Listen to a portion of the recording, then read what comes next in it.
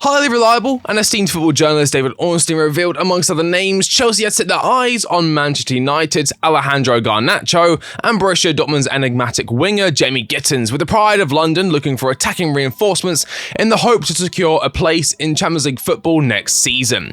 In this video, I will analyse, compare and conclude who would be the wiser, better signing for the Blues. Thank you for watching. After signing from the Atletico Madrid Academy for a £420,000 fee in October of 2020, Garnacho was quick to impress in the Manchester United Academy, signing his first professional contract in July of the following year, although his breakthrough season with the Red Devils wouldn't really come until the 22-23 season. Garnacho made himself a regular starter for Ten Hag's men, taking advantage of the opportunity presented by Jadon Sancho's and Anthony Martial's struggles with their own places in the squad with both hands. Since then, the predominantly left-sided winger has been a bright spark in a team of dwindling embers, even winning the 2024 annual Puskás Award for his out-of-this-world bicycle kick screamer against Everton. In 117 appearances for Manchester United, or a total of 6,522 minutes on the field, Garnacho has 23 goals and 14 assists, meaning he averages a goal involvement every 176 minutes. On the other hand, there's Jamie Gittins, who followed in the footsteps of another English winger, Jadon Sancho, when he left Manchester City and joined the Borussia Dortmund Academy at the age of 16. A big move for someone so young in their career. 2 years later, Gittins officially made his professional footballing debut for Borussia Dortmund after impressing heavily with the academy. Things weren't easy for Gittins as a string of shoulder injuries hampered his momentum, his ability to plant his feet on German soil and prove himself amongst the best, missing 24 games in total as a result of the reoccurring issue. However, since the dawn of the 23-24 campaign, it appears Jamie Gittins has put his injury issues behind him and his true ability on full display, registering 30 goals and assists in 84 appearances, or 3,973 minutes altogether. This means Jamie Gittins in fact registers a goal involvement every 132 minutes, a higher frequency than the Argentinian Garnacho by 44 minutes on average. Following Chelsea's 5-game win drought in the Premier League, Enzo Maresca had this to say: "Probably being clinical will solve all our problems. Bournemouth, 26 shots."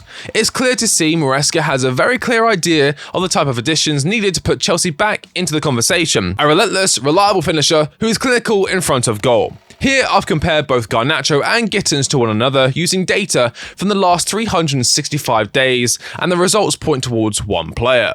As you can see, although Garnacho stands ahead of Jamie Gittins for total shots per 90, along with having a higher shots on target percentage and expected goals, it's in fact Gittins who puts the numbers in when it comes to end product, with more goals per 90, a better goals to shot ratio, and a better goals to shot on target metric. What these statistics show is that although Garnacho has a higher shooting frequency, it's Gittins who's more prolific in front of goal and is more clinical with his chances, having a higher chance of his shots ending up in the back of the net when compared to being saved but on target. I also believe Gittins has a more unique arsenal of weapons in front of goal, more varied shooting types, whilst also being more two-footed than the right-footed Garnacho. Garnacho does have a screamer in his locker, see his outrageous goal against Everton which won him the 2024 Puskás Award, but this doesn't make him a more reliable goalscorer than Jamie Gittins, and therefore Gittins takes this round. Moving on to passing, and to be entirely honest, this is an area in which both players will need to work on if they want to be useful additions to this Chelsea side,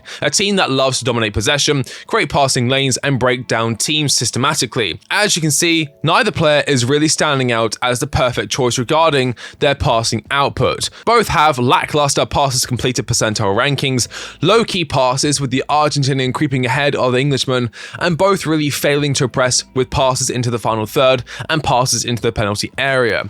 This compared to the passing outputs of their competition at Chelsea being Jadon Sancho and João Felix could be a cause for concern. Again, I'd imagine whichever one ends up at Chelsea will adjust quickly, but it is an area where it's hard to determine a clear winner. Now we get to the fun part. What do these gentlemen get up to when they have the ball at their feet?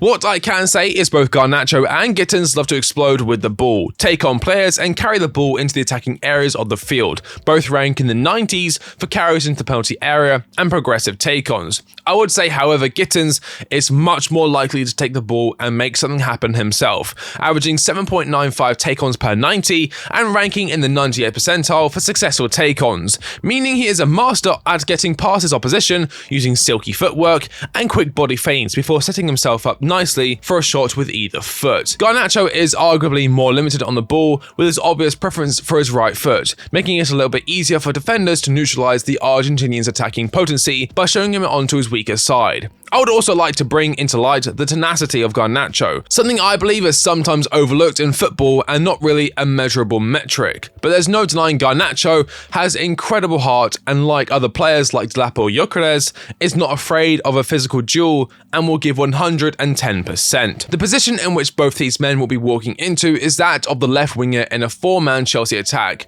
who will need to create width whilst providing passing networks and individual brilliance. As you can see by their heat maps for the 24-25 season, courtesy of SofaScore, both Garnacho and Gittins would be more than comfortable walking into this role. Maresca has also highlighted his desire for more firepower in the attack, to be more clinical in front of goal, and that is what I believe Jamie Gittins provides on a higher level when compared to Garnacho. The term availability is the best ability is a term which in this case does hold some weight. Garnacho has missed a total of 14 professional games through injury, an ankle issue, whereas Gittins has missed a total of 55 games through a mix of shoulder injuries, fitness issues, and torn ankle ligaments. Again, it does appear Gittins has put these issues behind him, but the injury history does exist. In conclusion, it is my belief that Jamie Gittins from Borussia Dortmund is the better choice for Chelsea over Alejandro Garnacho.